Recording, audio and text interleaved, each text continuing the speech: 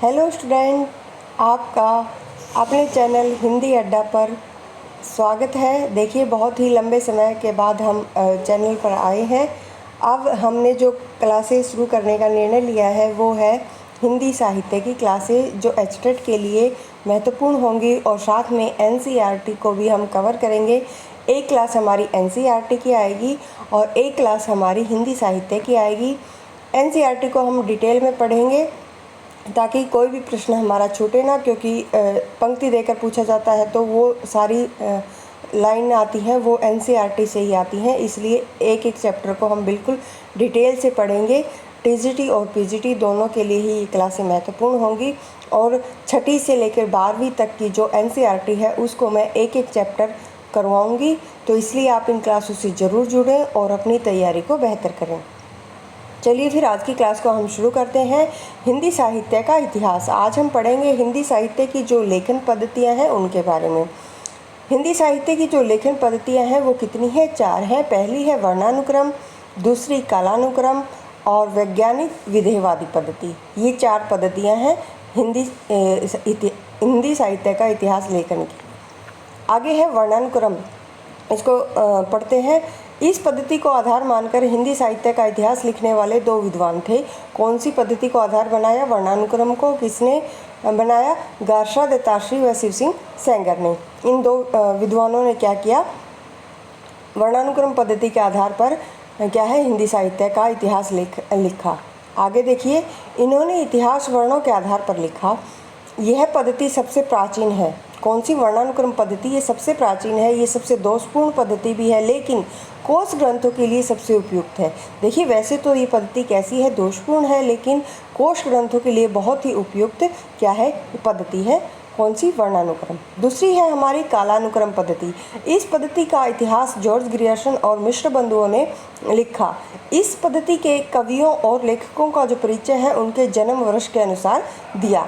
इस पद्धति के आधार पर लिखे गए ग्रंथों को क्या है, कविवर्त संग्रह भी कहा जाता है। किसको? कालानुक्रम पद्धति के जो ग्रंथ हैं उनको क्या कहा जाता है? कविवर्त संग्रह कहा जाता है। अगली है हमारी, देखिए यहाँ पर नंबर 3 आएगा, गलती से 2 लिखा गया है। वैज्ञानिक पद्धति। तीसरी हमारी कौन सी है? वैज्ञानिक पद्धति। इस पद्धति के तत्वों का संग्रहण करके विश्लेषण किया जाता है, फिर निष्कर्ष प्रस्तुत किया जाता है। चौथी हमारी विधेयवादी पद्धति है, सबसे उपयुक्त है और महत्वपूर्ण भी यही है क्योंकि रामचंद्र शुक्ल जी ने इसी को आधार मानकर क्या है, इतिहास लिखा है।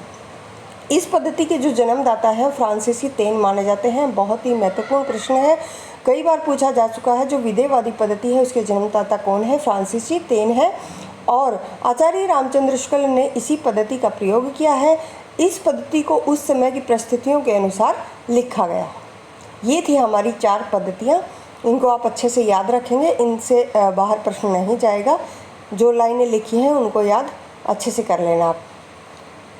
आगे पढ़ते हैं हम हिंदी साहित्य व लेखन परंपरा। हिंदी साहित्य इतिहास लेखन परंपरा के जो आरंभिक सूत्र हैं हमें नाभादास कृत भक्तमाल, देखिए नाभादास की एक रचना है, कौन सी? भक्तमाल, वहाँ से मिलते हैं। और गोकुलनाथ की रचना है कौन सी? 84 वैष्णव की वार्ता और 200 वैष्णव की वार्ता आदि में देखने को मिलते हैं।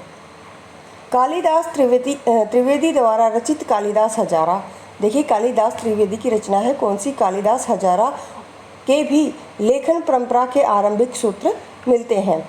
इनमें सन संवत का क्या है, अभाव पाया जाता है, इसलिए इन ग्रंथों को साहित्य का इतिहास नहीं कहा जा सकता। नाभादास ने जो है भक्तमाल में 316 छप्पियों में 200 भक्तों के जीवन का क्या है, वर्णन किया है। देखिए नाभादास की जो भक्तमाल है उसमें क्या है, 316 तो छप्पे हैं और उसमें 200 भक्तों के जीवन का क्या है, वर्णन किया गया है। और ये कथन है किसका? डॉक्टर बच्चन सिंह का ये कथन है। वार्ता साहित्य का जो संबंध है वो वल्लभ संप्रदाय से है। 84 वैष्णव की वार्ता में वल्लभाचार्य की 84 शिष्यों का वर्णन है। देखिए 84 वैष्णव की वार्ता है उसमें किसके शिष्यों का वर्णन है? वल्लभाचार्य के शिष्यों का वर्णन है। और 252 वैष्णव की वार्ता में अष्ट छाप के जो संस्थापक हैं कौन? विट्ठलनाथ। मोस्ट इम्पोर्टेंट प्रश्न है, एक तो ये पूछा जाता है कि अष्ट छाप के जो संस्थापक हैं वो कौन है? विट्ठलनाथ है।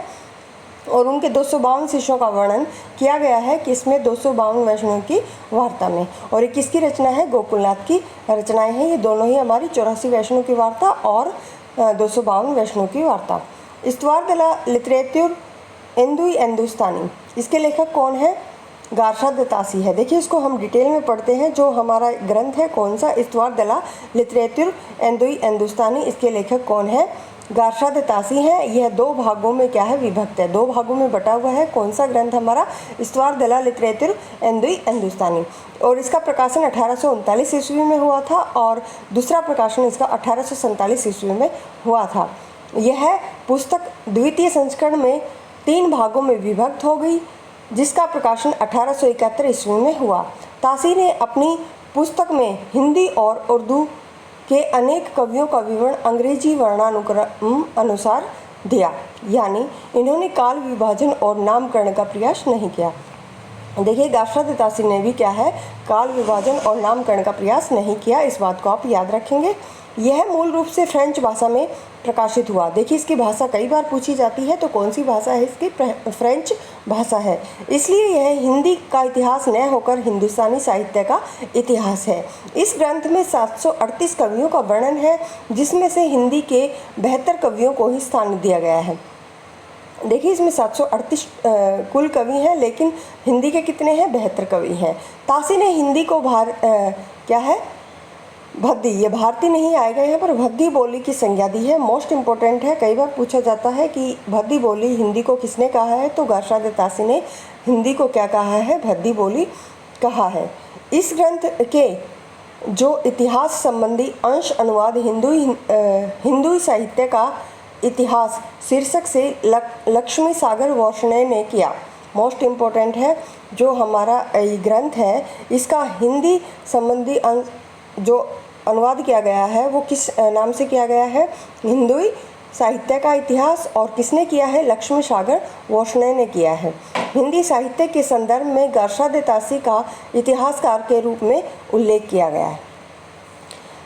आज के लिए बस इतना ही। हमने एक ग्रंथ कर लिया है, आगे हमारा शिव सिंह सरोज है, इसको हम अगली क्लास में करेंगे। ऐसे ही धीरे धीरे हम हिंदी साहित्य के इतिहास को कवर करेंगे। अगर आपको क्लासें पसंद आए तो चैनल को शेयर और सब्सक्राइब जरूर करें। धन्यवाद।